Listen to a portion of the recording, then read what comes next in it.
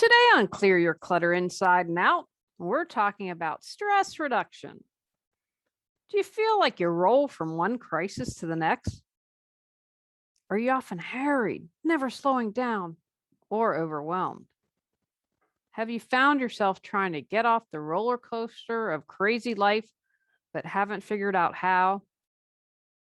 Learn about reducing your stress as we wrap up our month focusing on hodgepodge. Do you control your clutter, or does your clutter control you? On Clear Your Clutter Inside and Out, we'll teach you awareness as well as action steps to create change in your life. Come on, let's get started. Today's episode was inspired because I did an okay job. But the past, for about 13 or 14 months, being stressed out with my mom, with moving, with health. This is a little bit different. We talked about rest and relaxation this month, so slightly different. But it's always to have a good reminder. It's always good to have a reminder to have a plan about stress. Because I think we're like, yeah, I need to reduce my stress, and then don't do anything about it. So if you've been thinking, wow, I need to really reduce my stress, I've been a little bit anxious lately, hopefully this will serve as a reminder and get you to think about things maybe you didn't, or how you can reduce your stress.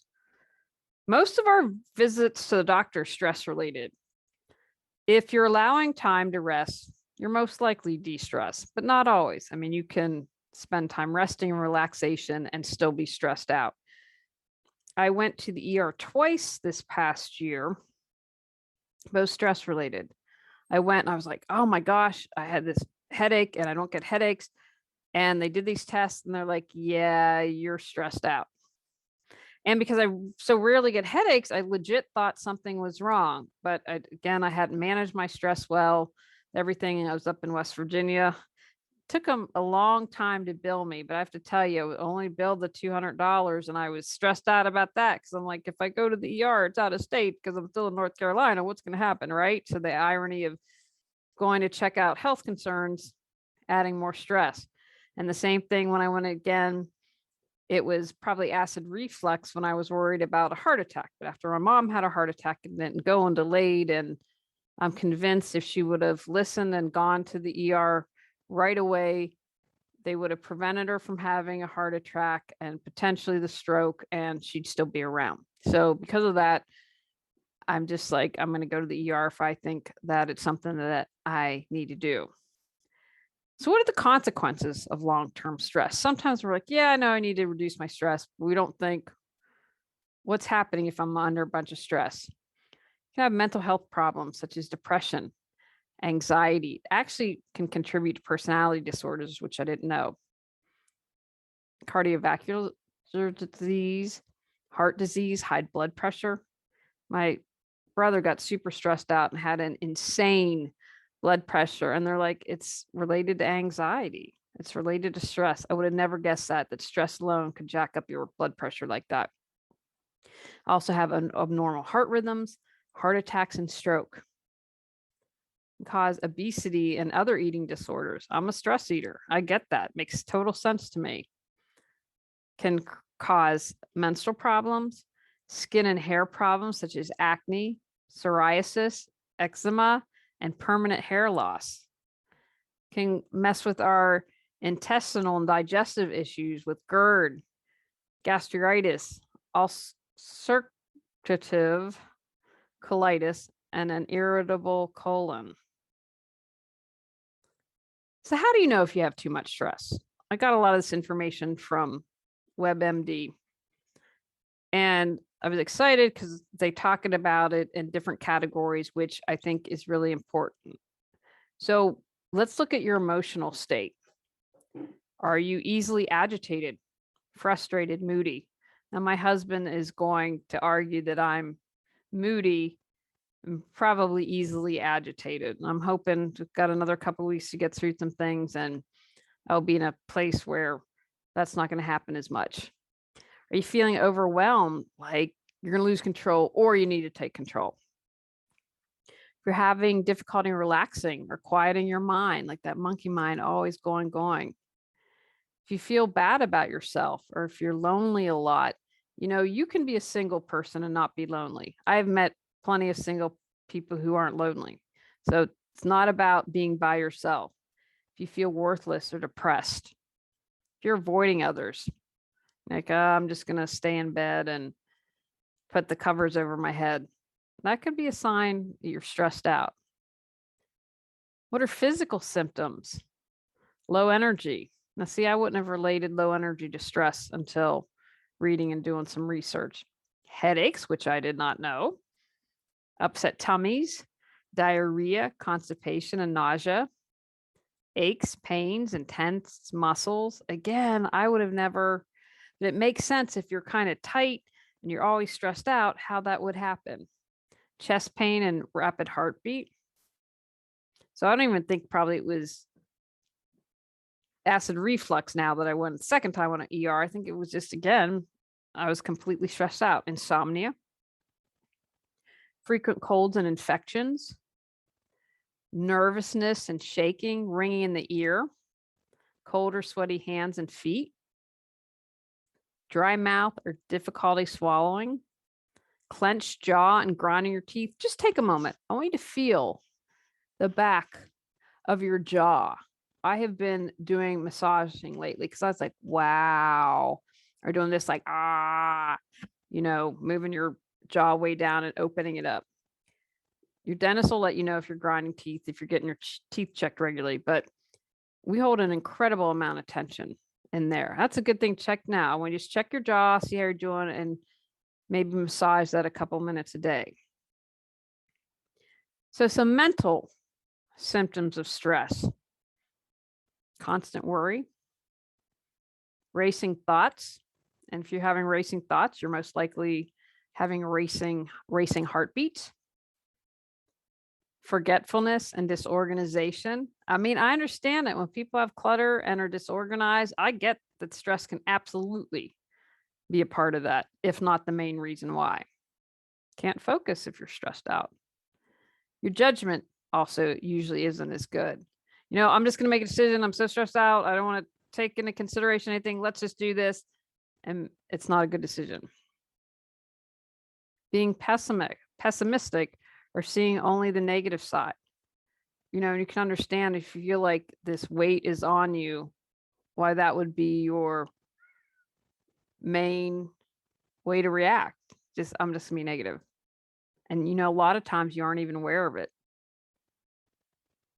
And some behavioral symptoms that might tell you you're under more stress than you realize.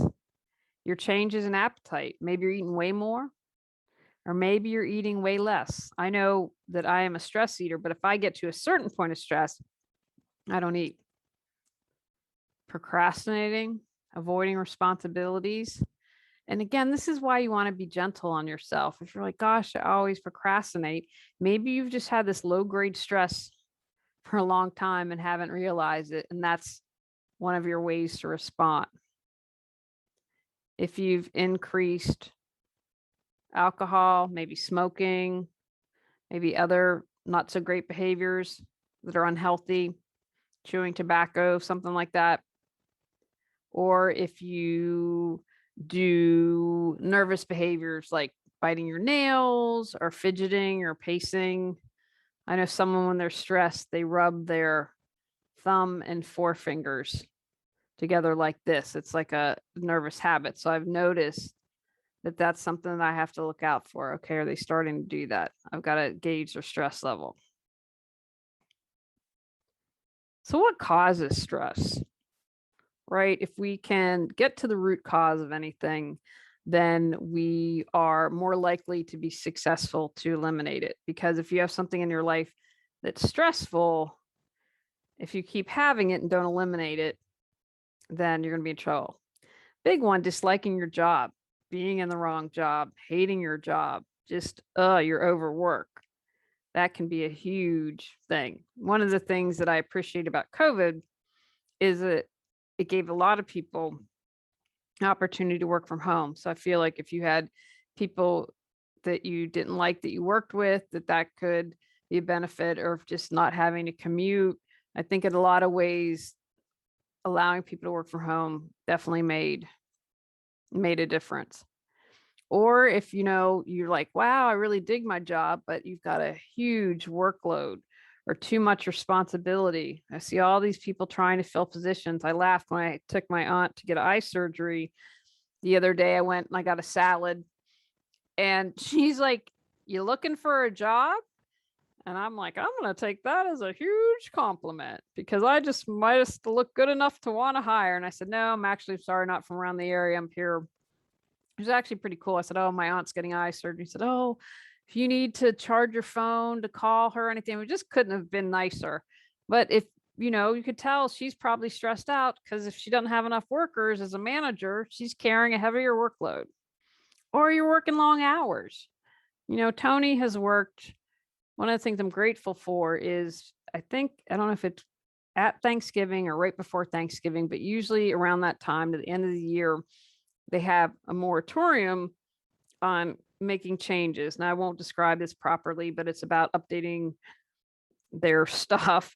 And so, but he will work 50, sometimes 55 hours in a 4-hour workday. It's a lot.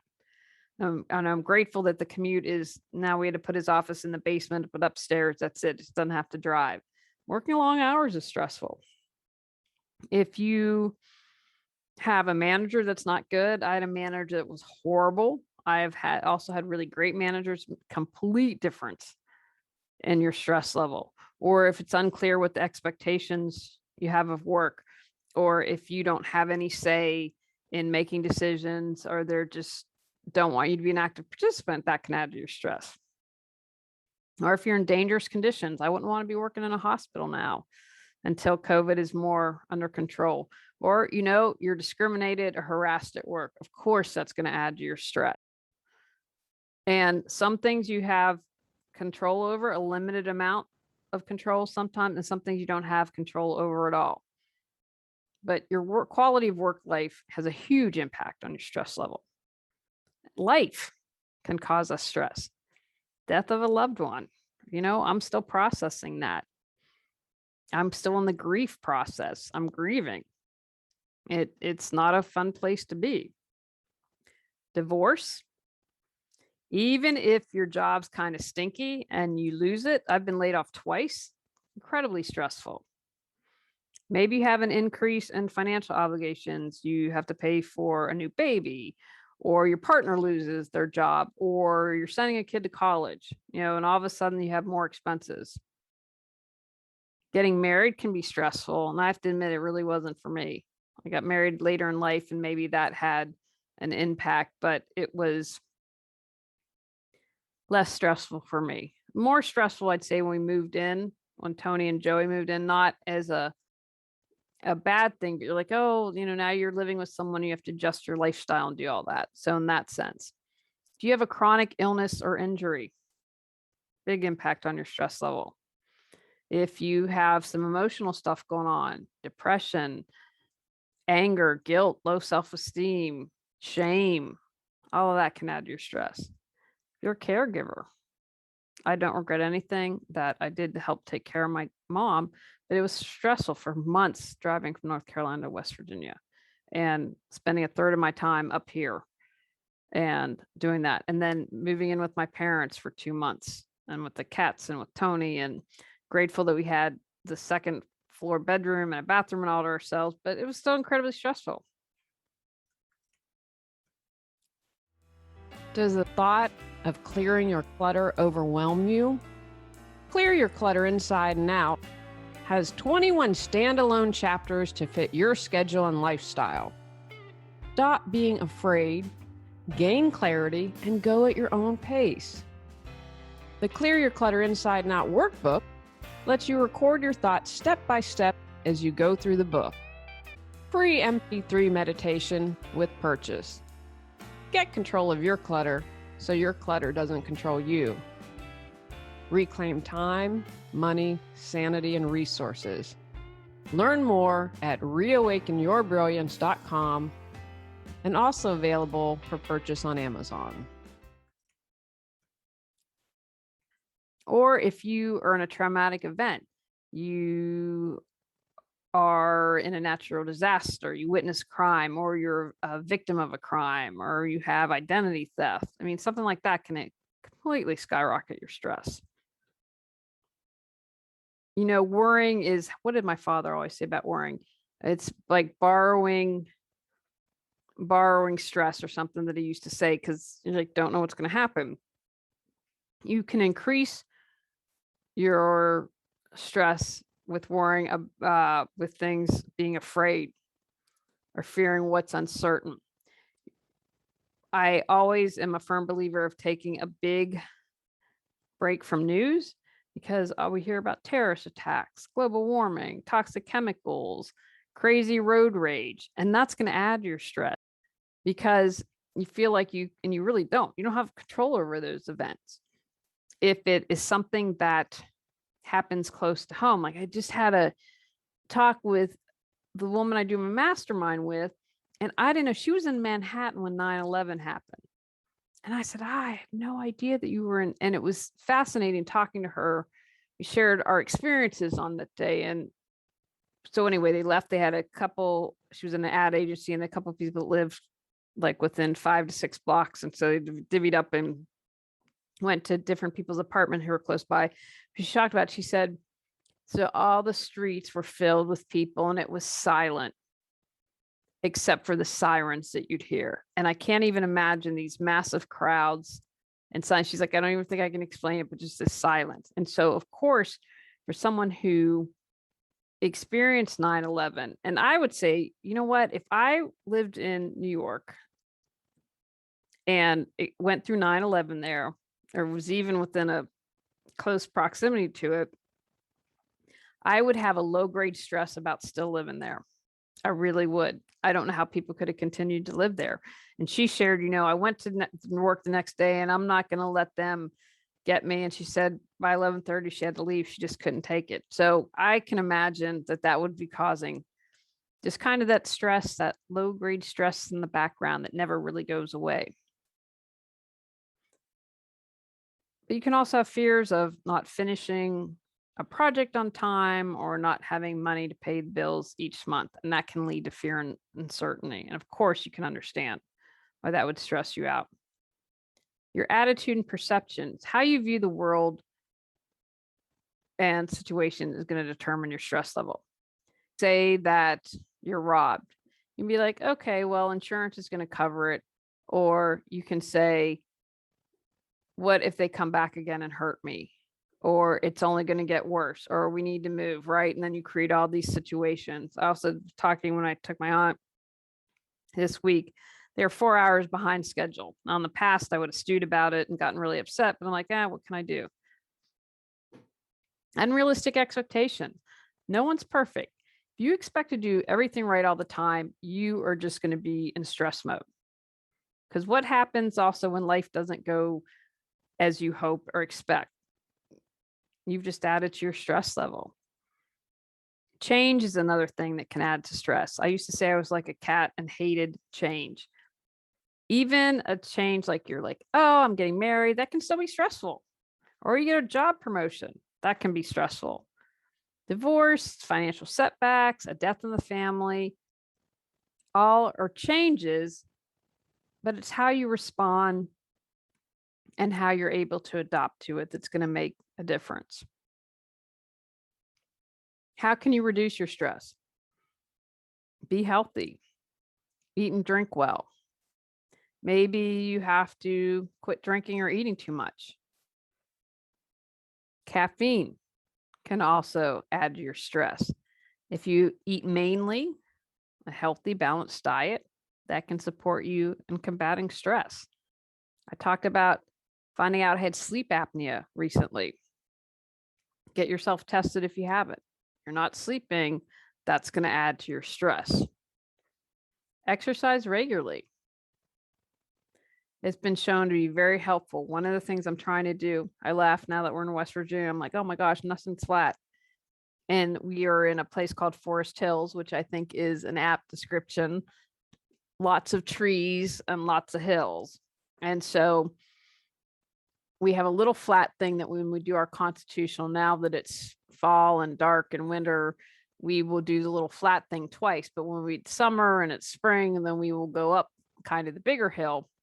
And I'm like, oh, okay, I'm going to conquer these hills and then I'm going to conquer the surrounding hills. But I know that when I exercise and I get my steps, my new goal is 7,000 steps a day, because I did some research and found some information. They said, 10's kind of arbitrary, but so my goal is 7,000 a day. It doesn't have to be aerobic exercise is good for you, but consider things like strength training with weights, yoga, tai chi. When you do aerobic exercise, that releases endorphins and helps you feel better and helps you be more positive, right? If you're more positive, then you will have less stress because you'll be able to handle things better. Quit tobacco and nicotine. Many times people think, I'm going to have a cigarette and it's relieving stress, but it really places more stress on your body because it reduces your blood flow and breathing, because it increases your physical arousal. So if you are a smoker, try to figure out how to quit. Practice relaxation techniques. I did an earlier podcast on rest and relaxing. Check that out. You can do deep breathing, imagery, progressive muscle relaxation, any mindfulness practice. There are a lot of online and smartphone apps out there. I've done a podcast, I know, around apps to use for holidays. And I know in that one, I definitely talked about apps to help reduce stress. Reduce your triggers, right? You probably have a lot going on and not enough time. But remember, you made a choice to do those things. So if you get good time management skills, so that might mean that you need to delegate something, you need to prioritize, you need to pace yourself, you need to say no so that you have enough time to take care of yourself, right? If spending time with your in-laws makes your blood pressure shoot through the roof, then spend less time with them. Say, you know what, honey, I just need some more time to myself. Have that conversation. Be in integrity.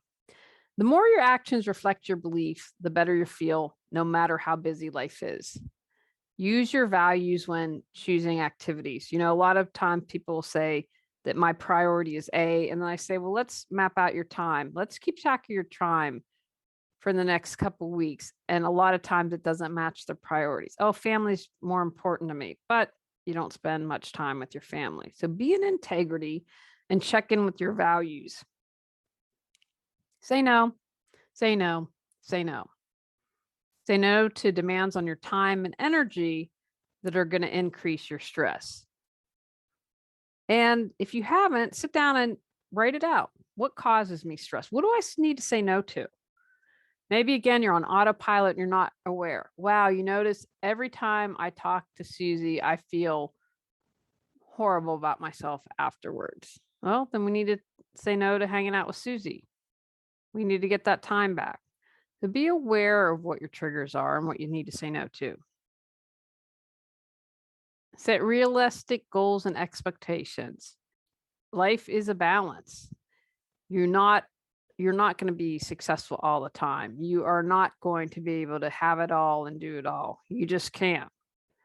Be mindful of what you can control and accept what you can't control. Can really go a long way of reducing your stress. So for instance, you can't control if a terrorist group is going to show up in your town. Now, I wouldn't recommend spending time dwelling on that. You have no control over it. But you probably have met someone.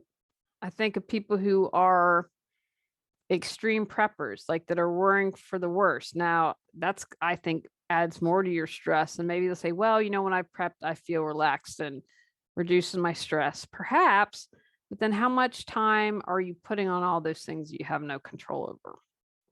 Food for thought. And then, check in with your self-esteem. When you are feeling overwhelmed and stressed out, remind yourself of all that you have to be grateful for, all the good stuff in your life, what you do well, all the things about yourself that you love. If you feel better about yourself, if you shore up your self-esteem, then that's going to help reduce your stress. Now, there's several other ways to reduce your stress. So here are some for you to consider. Deep breathing. I always tell myself when all else fails, stop, close your eyes, and take a couple of deep breaths. Meditation. Mindfulness meditation. I've talked about how mowing is meditative for me.